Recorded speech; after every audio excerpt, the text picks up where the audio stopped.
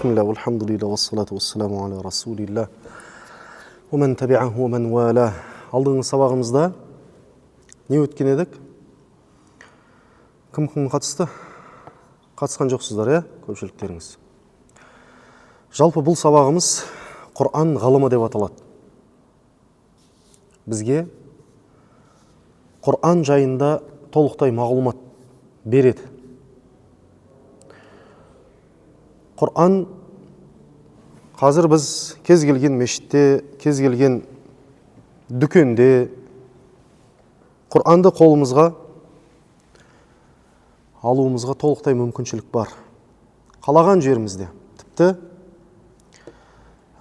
телефондарымыздың ішіне дейін, қаласақ телевизорлерде көрсетіліп жатыр.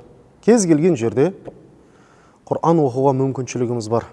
Құран ұстауға мүмкіншілігіміз бар. Алайда бұл мүмкіншілік осы жақын ғасырларда пайда болған мүмкіншілік.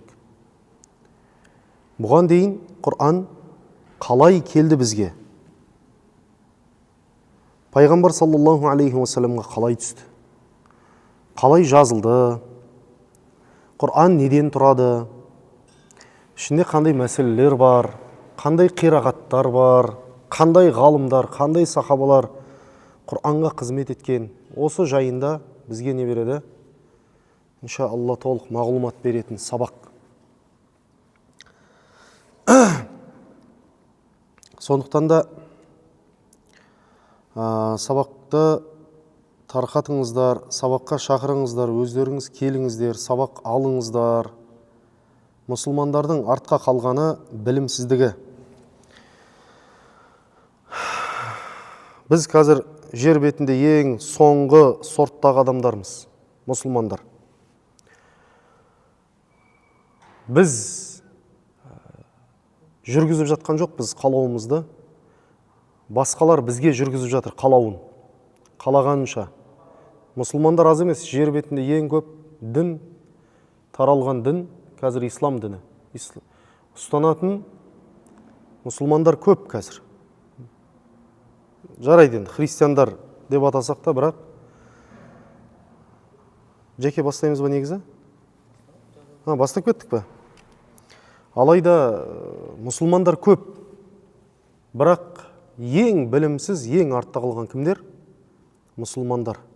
Сабаққа шақырсақ та, қаншама адам тұрды да кетті де қалды. Бұл не деген сөз? Білімге қызығушылық жоқ. Білім деген бізде ең соңғы кезектегі нәрсе. Білім деген. Ең алдындағы кезектегі дүние басқалардың шығарған нәрсесін ұстап алып, осыған өңіліп, телефон көру, жақсы машина мінсем, жақсы киінсем, жақсы тамақ жесем, болды, басқа ештеңке жоқ. Өкінішке орай. Ал енді сабаққа шақырсақ, қайдағы сабақ, не айтып тұрсың деген көзбенен бір қарайды да адамдар шығып кете береді.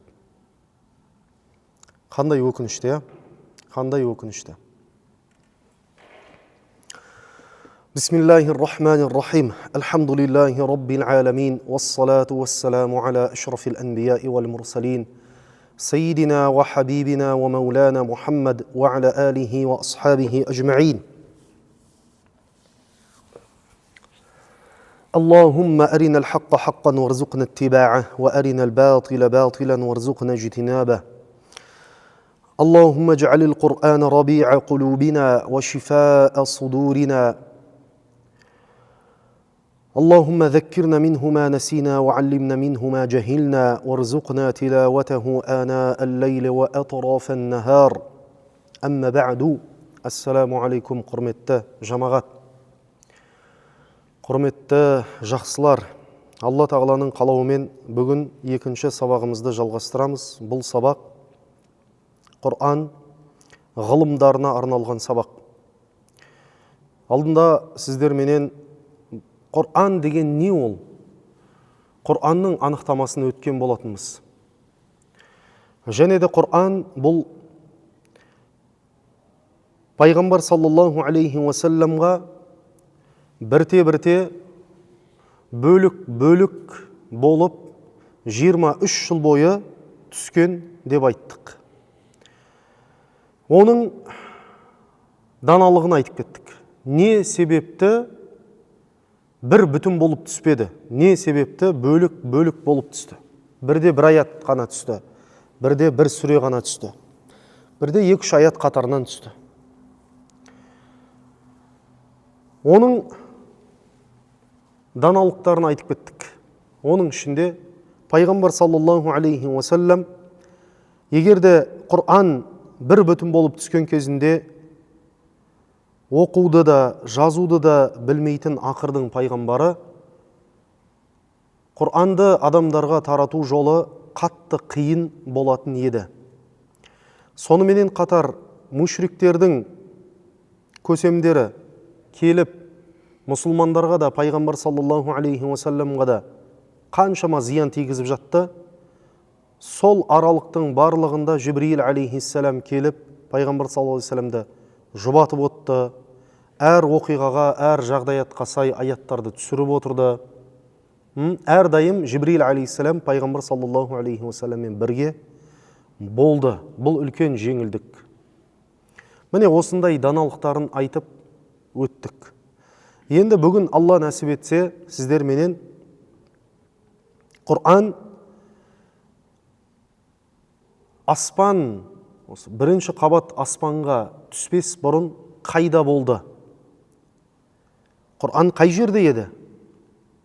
Пайғамбар саллаллаху алейхи уассаламға түспес бұрын. Және де бірінші қабат аспанға түспей тұрған кезде, осы дүние аспанына түспей тұрған кезінде, Құр'ан қайда болды деген сұрақ. Міне осы тақырыпта Алла нәсіп етсе сөз қозғайтын боламыз. Ең алдыменен Құр'ан бұл Лаухул Махфуз деген кітаптың ішінде жазылған. Лаухул Махфуз бұл Алла тағаланың осы әлемде не нәрсе болатындығын, қиямет күнге дейін қандай жағдайлар орын алатындығын жазған үлкен кітап.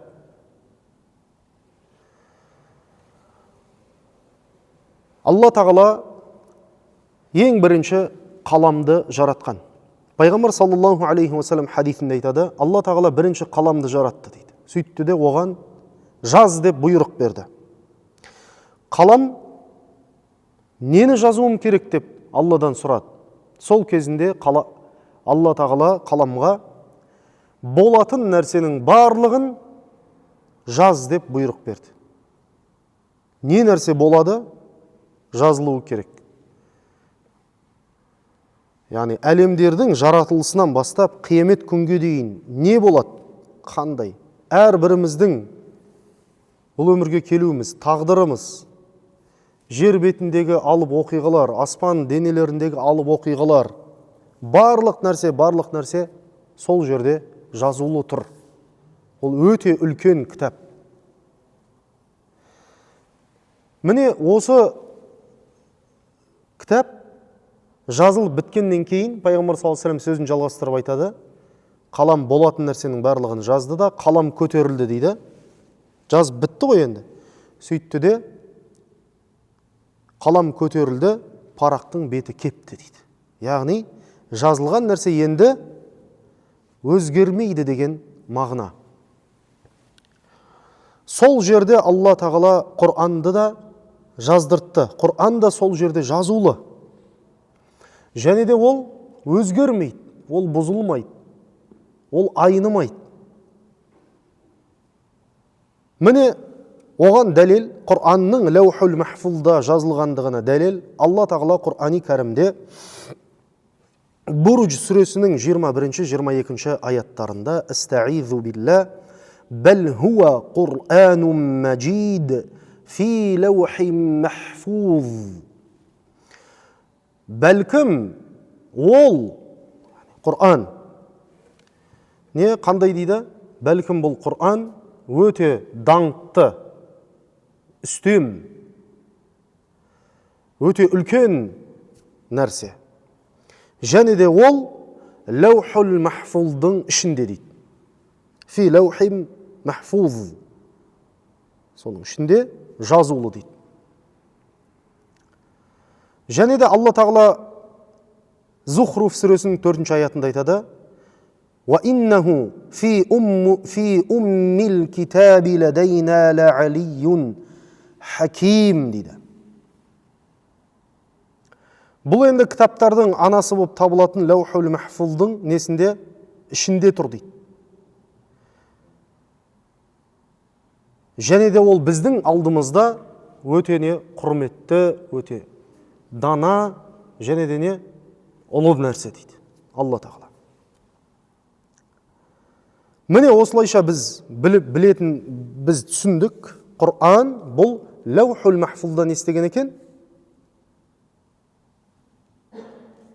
Не істеген екен? Бәсе сөйтіп отырсаңыздар. Арасында. Қосылып, қатысып отырыңыздар. Сол кезде мен де бір шабыттанып, мұны тыңдап отыр екен-ау. Құрдан құр қарап отырмағыз екен-ау, басқа нәрсені ойлап отырмағай. Мен тыңдап отыр екен-ау деп қаламын да мен. Алла разы болсын.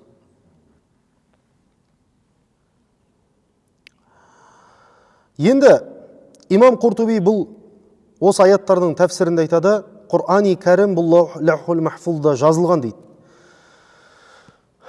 Ал енді Лаухул Махфуз болатын болса, ол жаңа өзгеруден, бұзылудан, басқа нәрсенің барлығынан сақталынған дейді. Бұл Алланың кәләмі. Яғни Құр'ани кәрім бұл Алла тағаланың кәләмі дейді. Демек, Құр'ан сол жерде жазылып тұр. Енді уақыт сәті келген кезде пайғамбар саллаллаху алейхи уассалам дүниеге келді 571 жылы миладидің. Сөйтті де 40 жасына толған кезде пайғамбарлық уақытысы келді. Елші болып шығу керек адамдардың алдына. Оған елшілік қызметі жүктеліну керек. Ол оқиғаны білесіздер, тарихқа кірмейміз. Алайда сол уақыт сәті жеткен кезде Лаухул Махфуздың ішінен Жибрил алейхиссалам Алла тағаланың бұйрығыменен Құр'анды толықтай жинап, бір бүтін етіп, осы біздің аспан, осы дүние аспанына алып түсуге бұйырылды. Бүтін күйінде. Фатиха сүресінен бастап, Нас сүресіне шейін біз Құр'анды қалай танимыз, қандай кезекпен, қандай ретпен, қандай сүрелермен, қандай аяттармен танимыз, сол күйінде бір бүтін болып аспан дүниесіне түсірілді. Бұл түн барлығымыз жақсы білетін түн, Қадір түні болып табылады. Қадір сүресінің 1-ші аятында Алла тағала не дейді? Инна анзалнаху фи лейлатил қадір. Расында біз оны Қадір түні түсірдік дейді. Қадір түні түсірдік. Аллахумма салли аля сейдина Мухаммад. Және де Алла тағала Инна анзалнаху фи лейлатин мубарака. Біз сондай берекелі болған түні Құр'анды түсірдік дейді. Яғни Қадір түні бұл өте берекелі түн. Несіменен берекелі? Әрине ең бірінші осы Құр'анның түсуіменен. Жалпы Қадір түнін Аллах тағала берекелі қылып қойған. Құр'ан түсуімен одан да оның несі артты? Деңгей, дәрежесі артты. Себебі қандай бір уақыт құрметті, берекелі бір атаулы болады, қашан бір құрметті нәрсемен байланысқан кезде. Жұма күні Алла тағала не қылды? Адам алейхиссаламды жаратты. Жұма күні Адам алейхиссалам жер бетіне түсірді. Жұма күні қиямет болады. Жұма күні Иса алейхиссалам түседі деген секілді. Міне осындай атаулы оқиғалар болатындығы себепті жұма күні де не болып кетті? құрметті болып кетті, қасиетті болып кетті. Демек, қадір түні берекелі, бұл құрметті түн, осы түні Құр'ан түсіп отыр. Абдулла ибн Аббас радиаллаху анхудан жеткен хадисте не дейді? أنزل القرآن جملة واحدة من اللوح المحفوظ إلى بيت العزة من السماء الدنيا ثم نزل مفرقا على محمد صلى الله عليه وسلم بحسب الوقائع في 23 سنة. Құр'ан бір бүтін болып лаухул махфуздан осы аспан дүниесіне түсірілді. Аспан дүниесінде Бейтул Изза деген жер бар. Бір ұлы үй деп аталады. Ұлы бір мекен. Сол жерге Құр'ан түсірілді. Сөйтті де пайғамбар саллаллаху алейхи уассаламға оқиғаларға сәйкестене отырып 23 жыл бойы бөлініп түсірілді дейді. Бұны кім айтып жатыр? Абдулла ибн Аббас радиаллаху анху. Танисыздар ғой? Ұлы сахаба. Құр'анның тәржіманы деген атқа ие болған.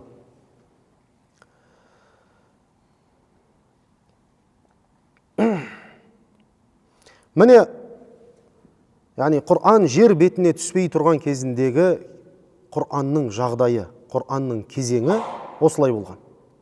Лаухул махфузда, одан кейін аспан дүниесінде. Осылайша, енді пайғамбар саллаллаху алейхи уассаламға не қылатын кезде? Келетін кезінде.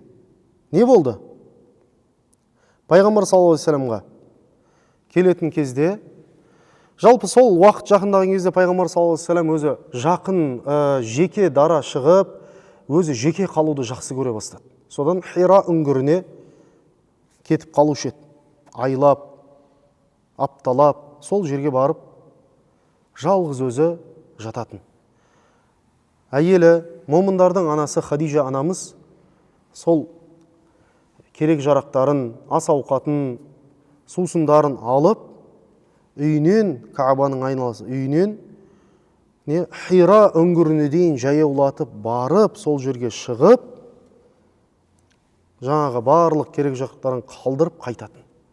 Енді Меккеге барған болсаңыздар білесіздер, Кааба менен Хира үңгірінің арасы оңай жер емес, жақын жер емес біріншіден.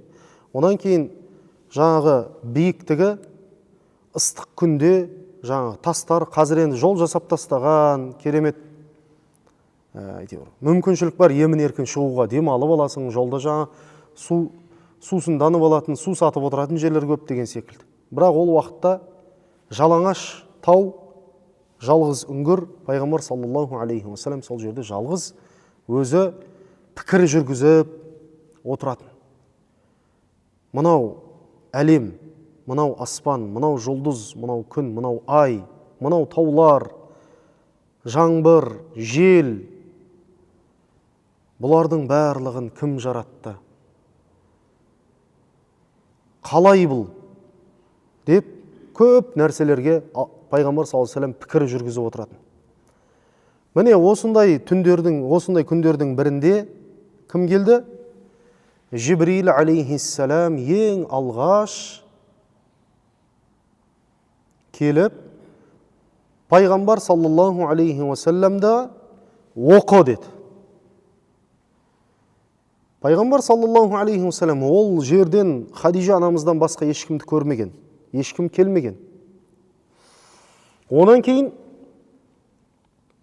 дереу келді да бірден оқы деп бұйырды. Пайғамбар саллаллаху алейхи уассалам оқуды және де жазуды білмеген адам. Мен оқи алмаймын деді. Сол кезінде Жибрил алейхиссалам қатты құшақтады да қысты. Пайғамбар саллаллаху алейхи уассалам айтады, қысқан кезінде бойымнан бүкіл күшім кетті дейді. Еш нәрсеге шамам келмей қалды. Жіберді да оқы деп айтты дейді. Қайтадан мен оқи алмаймын деп айттым дейді. Қайтадан құшақтап қысты. Күшім кетті дейді. Шыдай алмай жіберді да оқы деп айтты дейді. Оқи алмайым мен. Қайтадан қысып оқы деп айтты дейді. Сөйтіп жіберген кезде ғана не оқуым керек мен деп сұрадым дейді пайғамбар саллаллаху алейхи вассалам. Не оқуым керек? Сол кезінде Жибрил алейхиссалам Алла тағаланың Құрандағы ең алғашқы 5 аятын пайғамбар саллаллаху алейхи вассаламға оқып береді. Бисмиллахир-рахманир-рахим. Иқра бисми раббикаллази халақ. Халақал инсана мин алақ. Иқра ва раббукал акрам. Аллази аллама бил қалам. Алламал инсана ма лам я'лам. Оқы. Ең алғашқы түскен аят. Оқы. Раббыңның атымен бастап оқы. Кез келген білімді алғың келе ма? Бисмилла. Бисмиллахир-рахманир-рахим.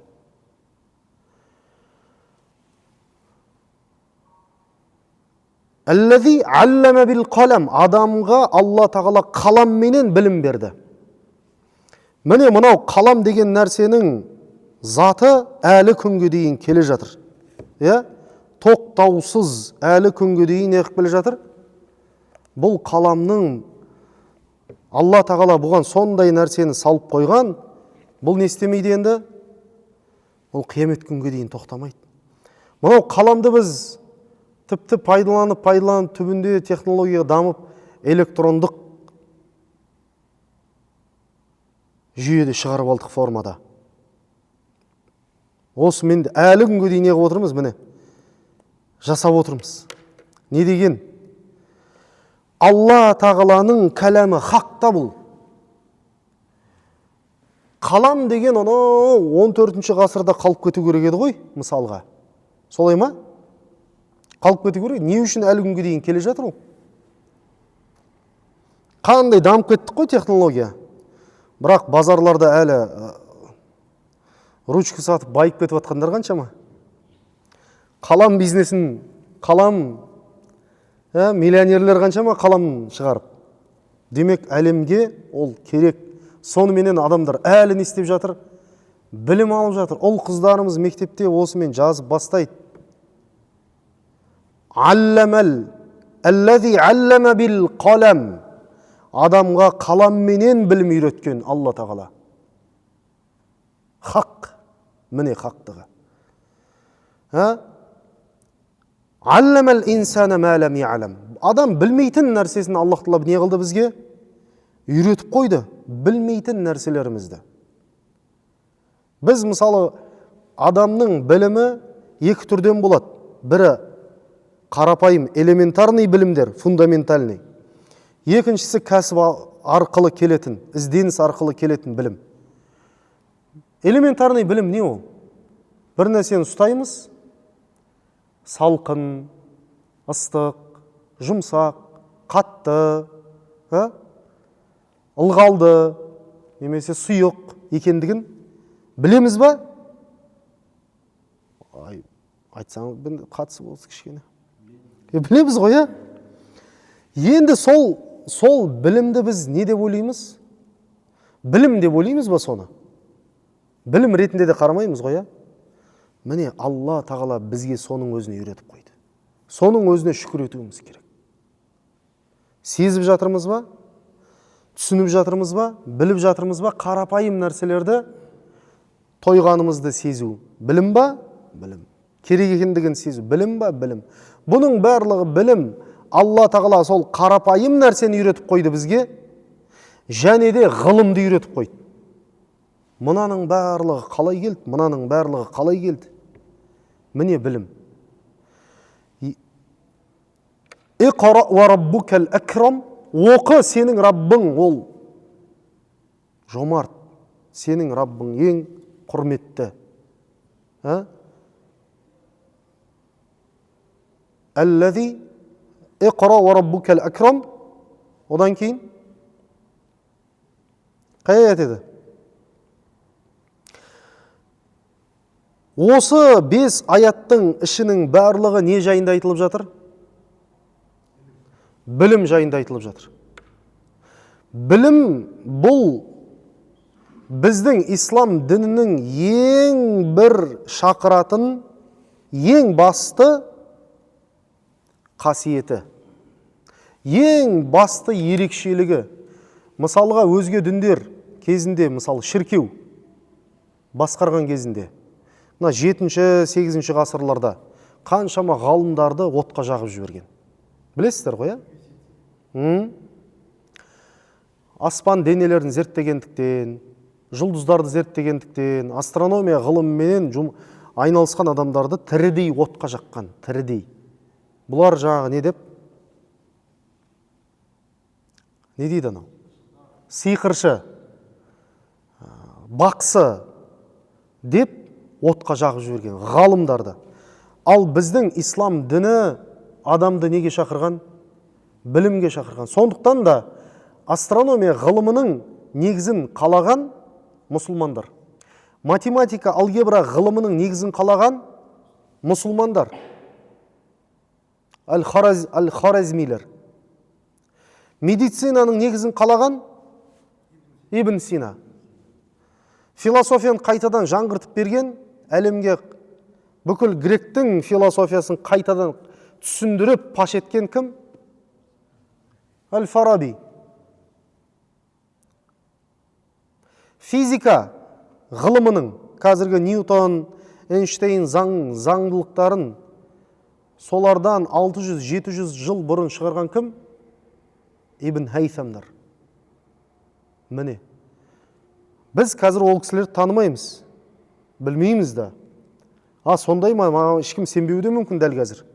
Мына бір нәрсені айтып отыр деп, бүйректен сирақ шығарып отыр деп та. Неге білмейміз? Бізге білім қызық емес, өйткен. Бізге білім қызық болмай қалған. Өкінішке орай, сондай болып қалған мұсылмандар. Сол мирас бізге келетін болса, мысалы кеше 70 жыл аралығында біз қаншама білім мирастан үзіліп қалдық қой. Осы нәрселерді бір шетелге шығып, араб мемлекеттерінде оқымай-ақ, өзіміздің мәшһүр Жүсіп бабаларымыз, Шәкәрім, Абай аталарымыз осылардың барлығын жазып қойған еді. Осылардың бәрін білетін еді, халыққа айтқан еді. Бізде бұл ілім бар еді. Бірақ міне 70 жылдың ішінде кесіліп қалдық. Ешкім жоқ қазір жалғап тұрған солармен осы ұрпақты. Ал дәл сол секілді сол мұсылман ғалымдары соншама ғасырлар бұрын, жаңа 800, 700, 800 жыл бұрын осы нәрселердің негіздерін қалап, сол арғырай дамый берген кезінде бүкіл қазіргі технология, бүкіл қазіргі одан да қатты неқып кетер едік біз, дамып кетер едік. Мына сол алгебраның алгоритмді шығармаған кезінде қазір мынаның біреуі де болмайтын еді. Оны шығарған кім? Хорезмилер. Сол Хорезми осының бәрін шығарды, соның жемісі мынаның барлығы. Ибн Синалардың медицинаға жасаған еңбегінен қазір ота жасалып отыр. Қандай қиын ауруларға ота жасалып, адамдарды аман алып отыр. Кімнің еңбегі?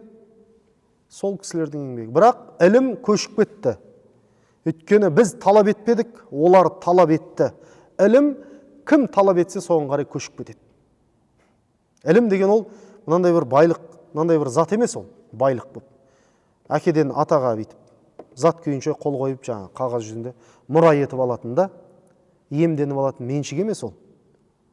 Ол бір жер жылжымайтын мүлік емес ол. Ілім деген кім талап етеді, соған кетеді де қалады. Пайғамбар саллаллаху алейхи уассаламға осы 5 аят түсті. Ең алғаш. Енді арғарай тарихтан білесіздер. Пайғамбар саллаллаху алейхи уассалам жүгіріп үйіне жетіп келді. Хадижа анамызға дереу үстімді жап деді. Орап таста деді. Соменен әбден жаңағы көрпенің астында қорқынышы басылып өз-өзіне келгеннен кейін болған жағдайды айтып берді. Хадижа анамыз өзінің көкесі мына Таурат, Інжіл кітаптарынан өте білімді ғалым болған Варақату ибн Науфал деген көкесіне алып барды. Ол кісі бұл саған келген және де саған келген бұл алғашқы пайғамбарларға да келген Жибрил алейхиссалам деді. Намус деді. Ол тілде намус деп аталады. Біздің қазіргі Құр'ан атауыменен Жибрил алейхиссалам. Сол періште саған да келді деді. Әттең ай, әттең. Жасым келіп отыр. Бір аяғым төрде, бір аяғым көрде тұр. Қауымың сені өз тұрғылықты жеріңнен қуып шыққан кезде сенің жаныңда болып саған жәрдем берсем еді шіркін деді. Пайғамбар саллаллаху алейхи уассалам, сонда мені қауымым қуып шығара ма деді. Сонда Варақ айтты, сені ғана емес, алғашқы пайғамбарлардың бәрінде сондай жағдай болған. Қауымы бірдестен қабылдап алып кетпеген. О, қош келдің. Құрмет, сый-сияпат, бойсыну, ондай нәрсе болмаған. Қай пайғамбарды алсақ та барлығында осы қуғын сүргін тыныштық бермеген. Пайғамбар саллаллаху алейхи уассаламда міне осындай жағдай кейіннен орын алды. Енді біздің сабағымыз Құр'ан жөнінде болғандықтан кейбір нәрселерді ғана байланыстырып жатырмыз. Алайда ең маңыздысы міне осылайша ең алғашқы 5 аят түсті. Онан кейін ортада кішкене уақыт үзіліп қалды. Пайғамбар саллаллаху алейхи вассалам түсінбеді, қорықты. Не болып кетті? Келді, жоқ. Қайтадан менен бас тартылды ма, не болды? Тіпті жаңағыдай қатты күйзеліп қиналды. Содан сол күйзеліспен күндердің күнінде көшеде сыртта кетіп бара жатқан кезде не дейді? Аспаннан Жибрил алейхиссалам өзінің енді шынайы бейнесінде көрінді. Үңгірде шынайы бейнесінде емес. Бұл жерден шынайы өзінің періштелік бейнесінде көрінді. Сонда пайғамбар саллаллаху алейхи вассалам айтады, мен сол кезде көргенімде дейді, Жибрил періште бұл аспандар мен жердің ортасын бәрін жауып қалды дейді. Бүкіл аспанды жауып қалды дейді. Қандай алып? Енді аспанды жауып қалу үшін қандай болу керек ол? Бір қанатының өзі көкжиекті не қойды дейді? Жауып қойды дейді. Бір қанатының өзі дейді. Оның 600 қанаты бар екен дейді. Бұл Жибрил алейхиссалам сол пайғамбарларға уахи түсіруге жүктелінген періште. Бұның жұмысы сол. Алла тағаламен пайғамбарлардың арасында елшілік етеді. Сомен айналысады болды. Енді мына табиғаттың құбылыстарымен айналысатын кім? Қай періштеге жүктелінген ол жұмыс, ол қызмет? Микаил алейхиссалам ол табиғат құбылыстарына жауапты дейді. Сөйтті де пайғамбар саллаллаху алейхи уассалам екінші рет жаңа көріністі көргенде тағы қорықты. Үйіне кірді де тағы даффируни, мені бүркеп тастаңдаршы. Сол кезінде не түсті? Муддаффир сүресі түсті. Я айюхал муддаффир, қум фаанзир, ва раббака факаббир, ва сиябака фатаххир, ва руджза фахджур. Әй, бүркенуші, тұр! Адамдарға ескерт. Раббыңды ұлықта, киіміңді тазарт.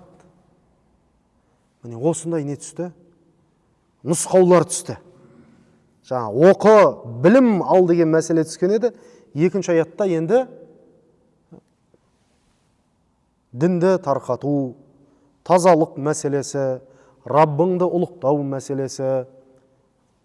Осылайша нұсқаулар, бұйрықтар жалғасып кете барды. Пайғамбар саллаллаху алейхи уассалам осылайша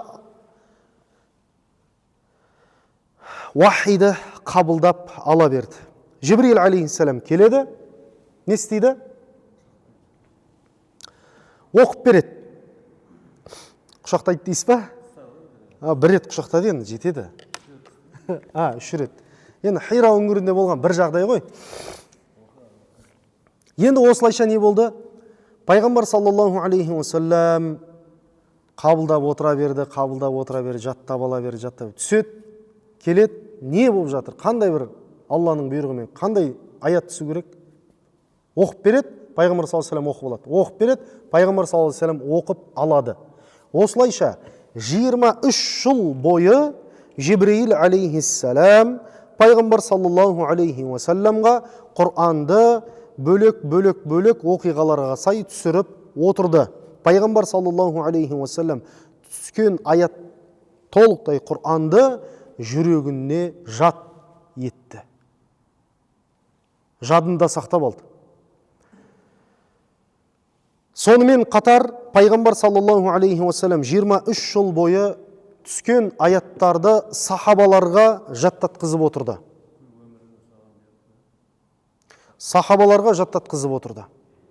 Сахабалардың ішінде қаншама қарилар болды.